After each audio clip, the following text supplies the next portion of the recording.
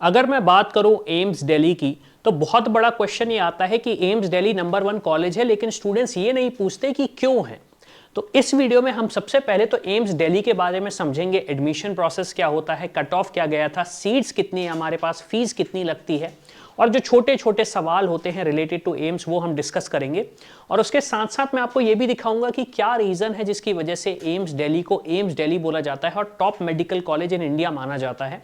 तो मान लीजिए अगर आपको प्राइवेट कॉलेज चूज करना हो इंडिया में, अब्रॉड में, कहीं भी, तो क्या पैरामीटर्स होने चाहिए जिसके बेसिस पे आप डिसाइड कर सकते हो कि ये कॉलेज वर्थ इट रहेगा या नहीं रहेगा। अब अगर हम एक जनरल डिस्कशन करें अबाउट एम्स, तो एम्स जो एस्टेब्लिश हुआ था 1956 में हुआ था। दिल्ली में इंस्टीट्यूशन है तो ऑब्वियस सी बात है कैपिटल ऑफ इंडिया है। पेशेंट फ्लो के मामले में ये बहुत बड़ा कॉलेज है, काफ़ी ज़्यादा पेशेंट्स जाते हैं। तो अगर आप अपना एमबीबीएस वहाँ से करते हो तो आप तो मतलब एक इंडिया के one of the top doctors ही बन जाते हो। और जितने भी हाई क्लास बिजनेसमैन होते हैं या फिर पॉलिटिशियंस होते हैं, उनका इलाज अगर दिल्ली में हो रहा है तो एम्स न्यू दिल्ली के अलावा कोई भी दूसरा इंस्टीट्यूशन नहीं है जहां पे वो अपना इलाज कराते हैं, अनलेस रिक्वायरमेंट वैसी हो। अब सबसे पहली चीज तो आपको ये समझना पड़ेगा कि कोर्सेज क्या ऑफर होते हैं एम्स दिल्ली में। तो एम्स दिल्ली में एमबीबीएस का कोर्स तो ऑफर होता ही है, लेकिन एमबीबीएस के अलावा बीएससी कोर्स भी होते हैं, पोस्ट ग्रेजुएट कोर्स भी होते हैं, जैसे कि एमडी हो गया, एमएस हो गया, एमडीएस हो गया, एमएससी नर्सिंग हो गया। ये कोर्सेज भी एम्स दिल्ली में होते हैं।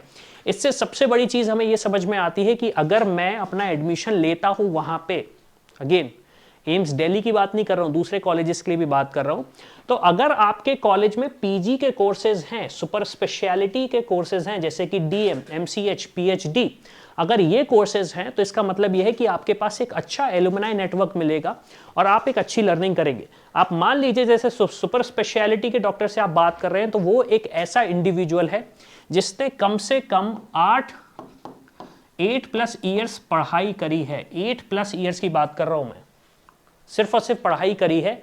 एक्सपीरियंस को हम अलग जोड़ेंगे तो उसमें ऑब्वियस सी बात है नंबर ऐड हो जाएगा।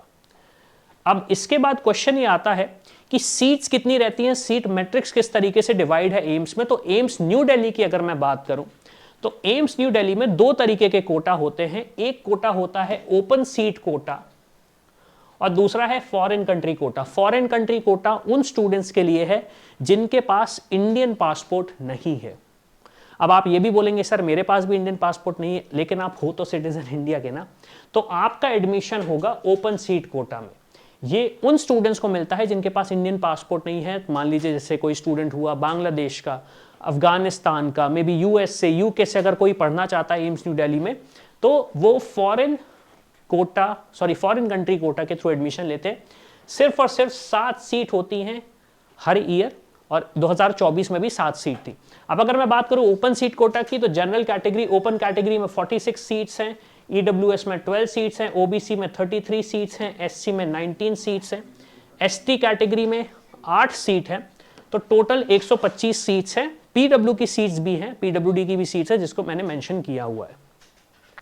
अब आपको एम्स दिल्ली के लिए कितना कट ऑफ लाना पड़ेगा, तो 2024 का एम्स दिल्ली का आप कट ऑफ अगर देखोगे ओपन कैटेगरी के लिए, तो ये है 47 मार्क्स नहीं है, 47 रैंक है। जो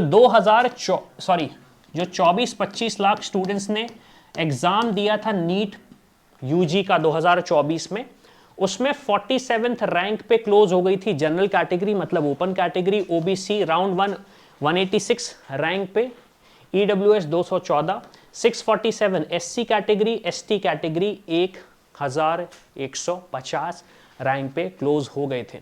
अब इन नंबर के लिए कितने मार्क्स लाने पड़ेंगे आपको, तो हमारा प्रेडिक्टर भी रेडी है, आप चाहे तो हमारा प्रेडिक्टर यूज कर सकते हैं। रैंक प्रेडिक्टर है हमारा,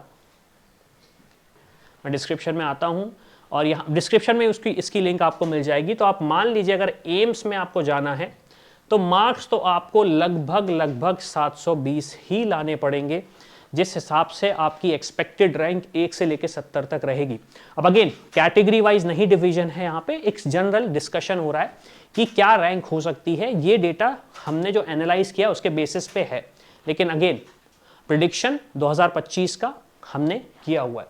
अब क्वेश्चन ये आता है कि फी स्ट्रक्चर क्या है एम्स का। तो अगर हम फी स्ट्रक्चर की बात करें तो फी स्ट्रक्चर जो टोटल है वो है 6,865 डे का नहीं, मंथ का नहीं, ईयर का नहीं, टोटल कोर्स का।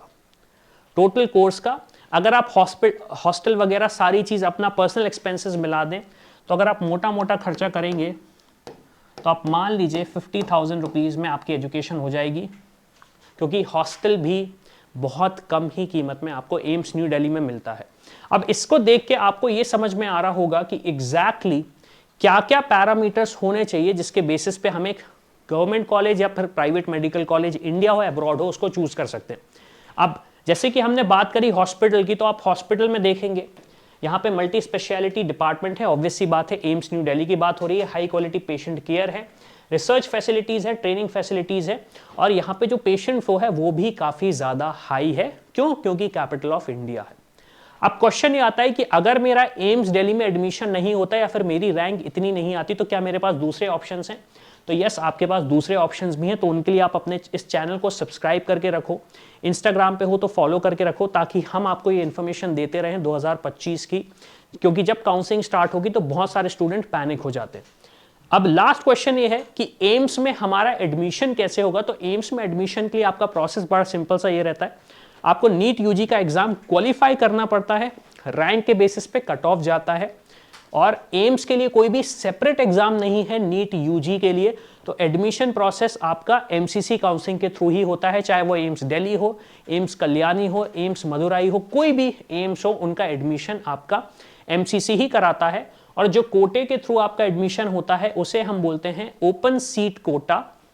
इसकी 100% सीट्स एमसीसी के पास होती हैं, जिसके थ्रू सीट्स का अलॉटमेंट होता है। तो इर्रेस्पेक्टिव ऑफ आप किस स्टेट के हो, अगर आपकी मेरिट है और आप क्वालिफाई कर रहे हो तो आपको एम्स दिल्ली में एडमिशन मिल जाएगा, चाहे आप मध्य प्रदेश से हो, तमिलनाडु से हो, असम से हो या राजस्थान से हो, कोई भी डोमिसाइल का एडवांटेज नहीं मिलता है। तो ये एक सबसे बड़ा एडवांटेज है स्टूडेंट्स के लिए। इसी के साथ अगर आपके पास और कोई क्वेश्चंस हैं, किसी काउंसलिंग के बारे में जानना चाहते हो तो कमेंट करके बताओ। मैं कोशिश कर रहा हूं हर सैटरडे को लाइव आऊं तो आपके पेरेंट्स से आपके साथ बैठ के बात करूं, डिस्कशन करूं कि एमबीबीएस की जर्नी अब हम नीट के बाद कैसी पूरी कर सकते हैं। तो इसी के साथ मैं हूं अविनाश, मेरा काम है रास्ता दिखाना, उस पर चल के डॉक्टर बनना आपका। I hope you like this video. For more such videos, keep watching our channel and do not forget to like, share and subscribe.